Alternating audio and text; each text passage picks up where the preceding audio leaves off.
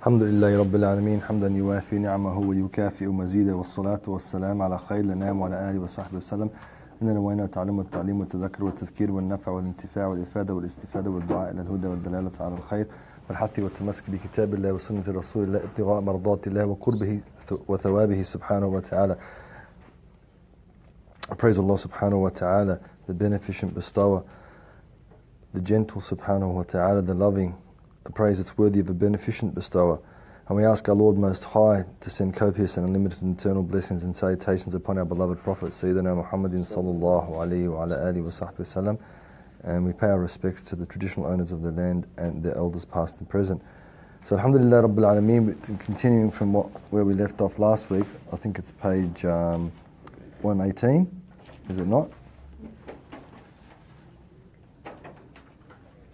So we talk about the Imam. قال الإمام رحمه الله قال المؤلف رحمه الله رضي الله عنه وعنكم ونفعنا به وبكم. He says وثمرة هذه المعرفة المقصودة منها ترك الميل إلى الدنيا باطنا وترك التنعم أو التنعم بشهواتها ظاهرا.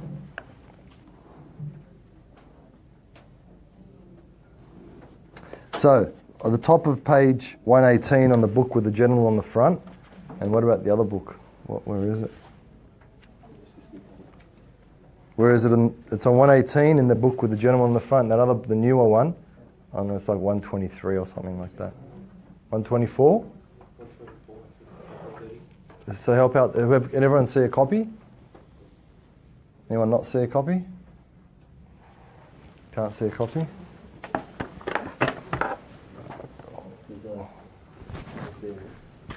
Is there one there? Yes, page 125. It's good. So it's 125 of the new book, is it not? Yeah. Everyone found it? So it starts off, the intended result of such knowledge is to abandon inwardly desire for the world and to abandon outwardly delight in its pleasures. Everyone see that? Which is just exactly what we've been talking about. So I think it explains itself. It's self-explanatory because, for the last however long, 20 odd minutes, we've been talking about that. So he said, وَثَمَرَ, the fruit, the intended result. وَثَمَرَةُ هَذِهِ الْمَعْرِفَةِ. So it's that knowledge, right? And we said that understanding. So we called it the light of prophecy, the light of prophethood, if you like, whichever way you want to describe it. So the intention of it, the fruit of that, in terms of what one, al-maqsuda, in other words, the nail, what one wants to get, the goal out of it, is what? Tarkul mayli ila dunya, which is done pretty well, he says, to abandon inwardly desire for the world. In other words, we're not looking on whatever car thing. We said this last week. We're not, trolling through car. Every time the new McLaren comes out or the new Lamborghini, which is never going to happen, every time looking at it and the specs of it and who made it and is it carbon fiber or is it whatever it is, okay? Or the new handbag or shoes. Sorry, I know it's a very stereotypical example, but that's the best I can do under short notice. Whatever the other thing is, houses and, castles in wherever, I don't know, old Scotland or Germany or wherever it might be, whatever it is that's so far out of one's reach that it's not even possible for that, but one ponders over it and thinks about it and becomes consumed eventually. One becomes consumed by it when Allah subhanahu wa ta'ala. So it's letting go, and al-mayl al-dunya, it might not even be that, because al-mayl means an inclination. Inwardly desire for the world. The Arabic word is mayl. It means an inclination. So it's more subtle than a desire. A shahwa is something that's pretty strong, right? It nags away at a person. Do that. Drink this. Smoke this. What's that hubbly bubbly thing? What's that? Argile, right? Get on the argile. Suck away on the poison that's in there. Whatever it might be. Okay, but it gnaws away at a person. It becomes like overwhelming. That's a desire. But a mayl is more subtle. It's an inclination. It's like, have that extra piece of pizza. Have that little bit extra, just a little bit, not much. It's an inclination. So it's even more subtle than just having an inwardly desire. It's the inclination towards the world, which is even harder, right? Our desires are right. We know they're there, and sometimes they beat us. Inshallah, most of the time we beat them. But the miyulat, the inclinations are much. It's looking at that passing vehicle. It's not researching on it. Okay, looking at a woman or a man in an illicit fashion. They're the miyulat, or the inclinations towards whatever it is of this world, money or position. And we'll talk a little bit more about that. So it's to take that from the heart, bidnillah azza wa jal. And like the Prophet said, and we've mentioned miraran wa tikraran many times, that the person لا يؤمن أحدكم حتى يكونوا شهواته هواه عفوا حتى يكونوا هواه تبعا لما جئت به. That none of us truly believe until even our desires they're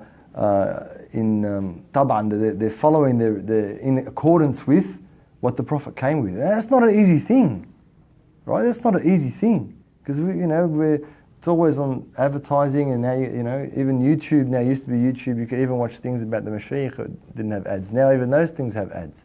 Everything's got an ad. So wherever you go, you're being advertised to. Someone wants you to do something, buy something, think about something, whatever the case might be.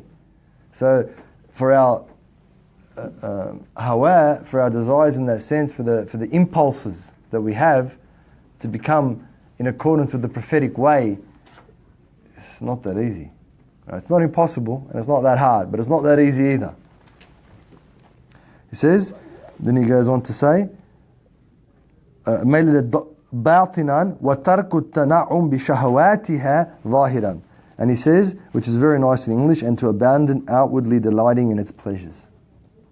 Right? So it's the example we gave. The new pair of shoes you bought the first day, probably put them under the pillow almost type deal. They're there, you're looking at them, they're in the box, you wear them a few times, and you're like, yeah, okay, now they're outside the door. After 6 months, depending on who you are or whatever, then they're completely out the door. They're in the bin almost. You're dying for someone to take them off your hands. So because that pleasure is that temporary attachment to something temporary, the pleasure is temporary, in reality it's not real. It's an illusory. What did he say? Mata' al-ghurur, which was? Right? Mata'? Okay, the abode, mata', that's what we said. It's mata', the feeling or the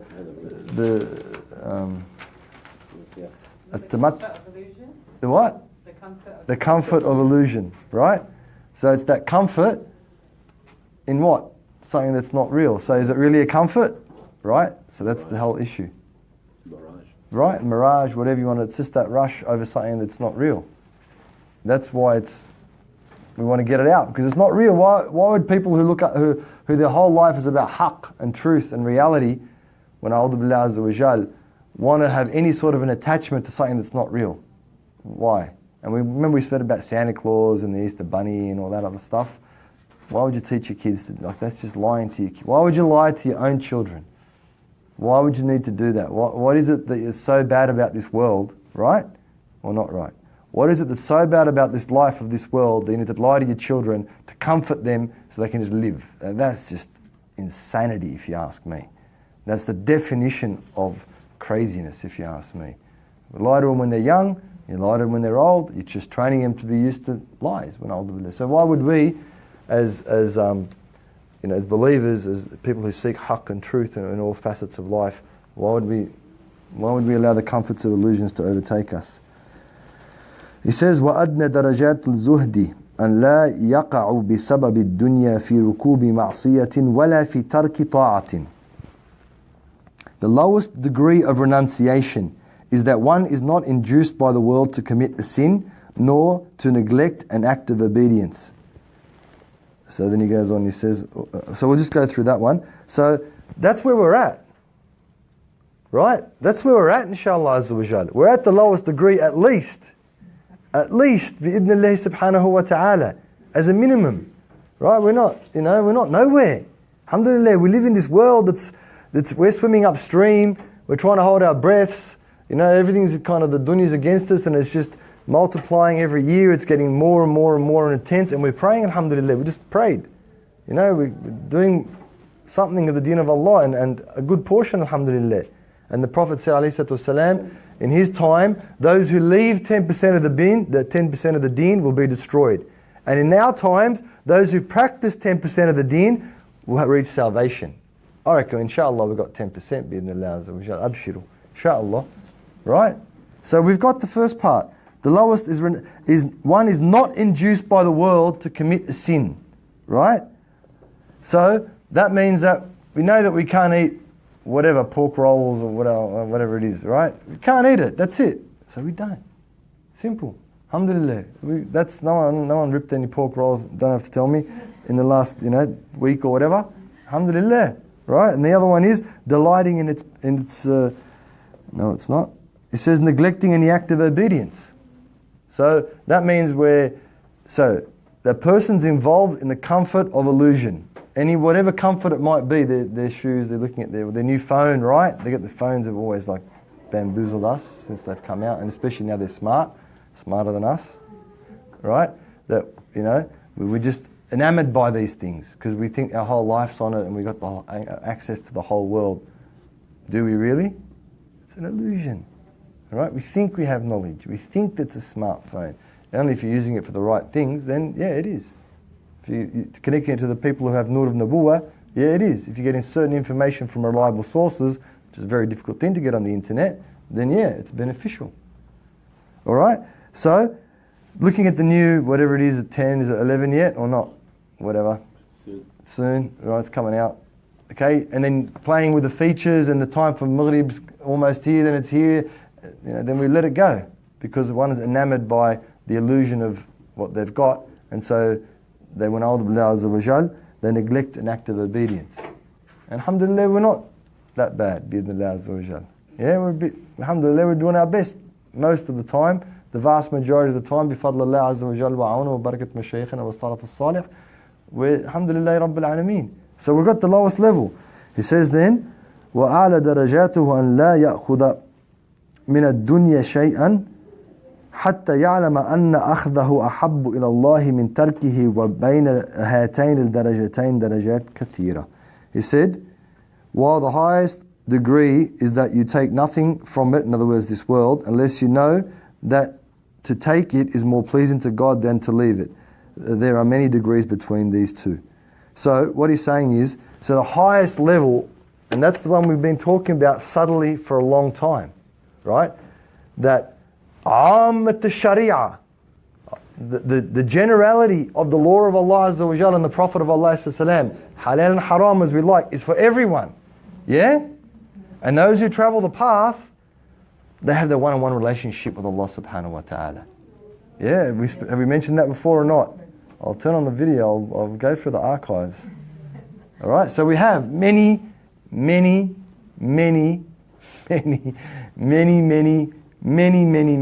times, right? Because that's the ghaya, right? That's the goal. That's the epitome. That's what we're trying to get to. And that only comes when a person has a one-on-one relationship with Allah subhanahu wa ta'ala. When one has that one-on-one relationship with Allah, then it transcends, it doesn't not go against the Sharia. Be very careful. It transcends the Sharia. Whoever read Surah Al-Kahf today would have been reminded of that. Whoever read the whole of Surah Al-Kahf would have been reminded that Sayyidina Al-Khidr, when he met with Sayyidina Musa, transcended the Sharia. What he did. Well, I know you know the story, yeah. We don't need to go through it every time, Mac. The boat and the kid and the wall. Right? So it transcended. It's in the Qur'an, huh? It's not something I made up. It's in the Qur'an. For us to believe in those things. For us to get that connection to Allah, that one-on-one connection, that while a person would not take anything, who was that? Ibrahim ibn Adham. Right? He was in need. He was in need. Then and there was food coming. This is that level. And then a man came out of nowhere and he brought food. Nice food, mashallah. And Ibrahim, he thought to himself, he's one of the people that had the nur of Nabuwah. And he thought to himself, what food? He goes, no, I'm not in need. And the man said, eat. And he said, no, I'm not in need, because he was wondering to himself, well, who is this guy? Where did he get the food from? Is it halal? That's what he was wondering to himself. And the man goes, no, everything's exactly, because he knows what's going on. He goes, it's halal, don't worry where I got it from, it's a source. And he goes, no, I'm not in need. And he said, Ya Ibrahim, he knew his name. He goes, Ya Ibrahim, when Allah gives you something, when Allah subhanahu wa ta'ala gives you something, without ishraf, without you wanting to get it, without you having the desire, because the desire is the thing that's the killer, not the having it, right? You might have a Bentley, but without desire. Shall you have a Bentley without desire, right? You might have that, but the desire's not there. And you might have a crappy old, Datsun, because they don't exist anymore, so I know no one drives one, right? Crappy old Datsun, and that person's heart is fully connected to it. Fully connected to it, right? So then he said, eat, because he said, then the man said to him, if Allah sends you and you don't take it, Allah won't send you anymore. And he said, I'm al-Khidr. He said, I'm al-Khidr, and Allah has sent you this to eat because you didn't ask. And the same thing happened with Sayyidina Umar and the Prophet of Allah ﷺ. Sayyidina Umar, the Prophet ﷺ had some money, he gave him the money, he said, no, Ya Rasulullah, give it to someone who's more in need of it than me. Then the Rasul ﷺ taught him the lesson.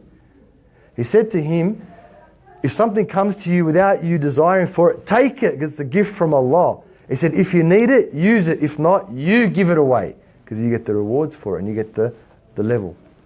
Is that clear? That's the highest. That's it. That's the top of the range.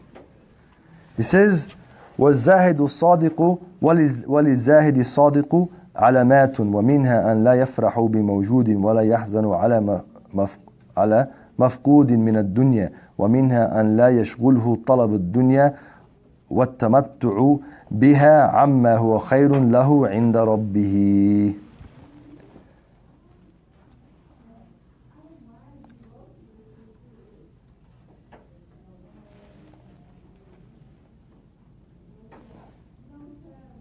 So it's a little bit different. He says, sincere renunciation. He says, well, I suppose that would work. Sincere renunciation has many ranks. Among these is that one does not rejoice for what one has of the world. That was clarified in the Arabic. Nor mourn for what one has not of the worldly things. And that the pursuit and enjoyment of the world do not distract one from that which is better for one in the sight of one's Lord. We should have continued one's Lord so we can be gender neutral. Okay? So, there are outward signs. Outward signs. Alamat. There are indications for the person who is sadiq, truthful in their renunciation of the world. Truthful in their disassociation. Isn't that the word we stuck with last time? Yeah? In their disassociation with the world. Renounce is heavy, like it's a big renouncing, like, yeah, you got to do all these things. So we just want to disassociate ourselves with it. It's a disassociation. We just want to push it away. Just that little push. That little push is enough. Because where does the world float? It's in orbit, yeah? All it takes is another force to act on it. In orbit, you can explain it better than me, but in orbit, things keep traveling at whatever speed they're at unless another force acts upon those things to change the course or the speed of those things. So if you push the dunya away like that, right, 1 kilometre an hour, it's going to keep perpetually going forever at 1 kilometre an hour until something else happens to do it. And what's the thing that does it? It's the shahwat. The shahwat brings it back. So you want to keep that just a little push.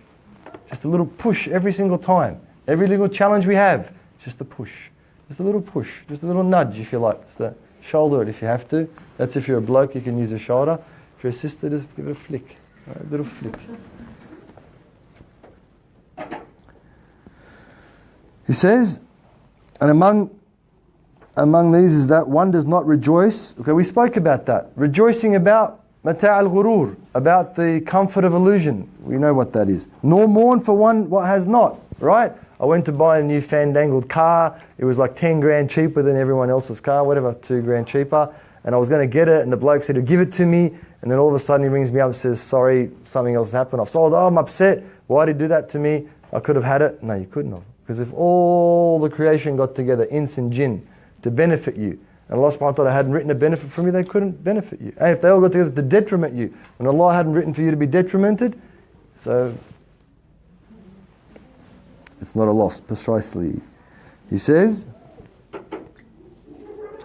And that the pursuit and enjoyment of the world do not distract one from that which is better for one in the sight of the Lord. And that's that. See that? And the pursuit and enjoyment of the world, that's the philosophy of the society. If you want to give it into a nutshell, and just maximize your time on this earth in mata' al-ghurur, in the comfort of illusion. And that's the pervasive philosophy, ideology, religion, if you like, if you want to put it to that level. That's what's going on in the world we live in. So we have to be able to overcome that. We want to go that far, but yeah. لا يشغل طلب دنيا والتمتع بها عما هو خيرا له عند ربه. So that pursuit that we have and that enjoyment for us should not distract one from that which is better in the sight of Allah, the worship of Allah, the pleasure of Allah subhanahu wa ta'ala. You had enough? Been a bit long. Should we call it a day? Night? Yeah, it's enough. 8:40. I wanted to do the next one. It's pretty juicy, but maybe, because that's the next part of it, it actually builds up to the whole crux of the whole thing. All right, let's digest this one for this week, this time. And like we say every time, like it's not just about what's on the page. Live this experience. Live what you've read, what you've heard, what you've thought. Live it in your daily life when you go from now until, inshallah, azza wa jal, next week. Be conscious of the words of Imam al-Haddad, the words of the Prophet of Allah, the words of Allah subhanahu wa ta'ala. As you go through life, as you go through those little challenges, they're not normally huge things. They're normally actually very subtle. And it's those subtleties that they end up determining in the end where we end up with Allah subhanahu wa ta'ala and our station with Allah. So when you face those challenges, remember you got to turn on the jihad button, right? You got to, whatever it is, you got to flick that switch. That am I going to give in? Am I going to give in to my desire? Am I going to give in to my inclination? Or am I going to fight this thing? Right? Am I going to take on the challenge that Allah subhanahu wa ta'ala has given me and taste the real sweetness? Taste the eternal comfort, the eternal pleasure. And you'll taste it here. You'll get that taste. You'll be like, yeah, alhamdulillah. Alhamdulillah. That was awesome. That was, mission accomplished. Remember we talked about missions last week as well. How we're going to be on a mission and how we're going to fulfill that mission. And so that's what goes on between week to week. It's not about just reading it. It's not about, but you got to read it, right? Otherwise, no point. So it's not just about that. It's about how does it affect me in my daily life?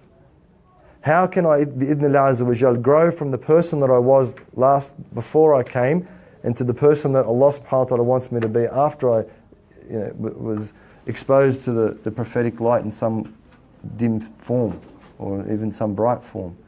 And just because one gets one clarification, just because one gets exposed to the prophetic light doesn't mean they never make mistakes again. That's not what it means. Because remember we talked about inaba. The Imam talked about inaba, no, we don't remember. Right? So Imam, he talked about inaba, which is what? Constantly returning to Allah. Constantly coming back, never giving up. Making tawbah, make the mistake, same mistake, make tawbah again. That's all you got to do. There's no giving up, it's all over, I'm destroyed. If you're sincere about it, leave it to Him subhanahu wa ta'ala. So it's not like you get the prophetic light, never make a mistake, never have a problem in life. That's not it. That's not it. Actually, you get the prophetic light, you'll see more and more and more, inshallah azza wa jal, of your mistakes, of your shortcomings, of your deficiencies, in order that Allah azza wa jal, through the help of the Prophet of Allah alayhi salam, through the madad, as we spoke about last time as well, through the prophetic support, bi-idhnillah azza wa jal, that one has a chance to change those deficiencies, bi-idhnillah, so when they face Allah subhanahu wa ta'ala, they're clear of those issues. As many as we could possibly do, and the rest we could leave to Allah subhanahu wa ta'ala. Alright, so inshallah azza wa jal, try and work on that. Is there any sallallahu alayhi wa sallam Muhammadin wa alihi wa sahbihi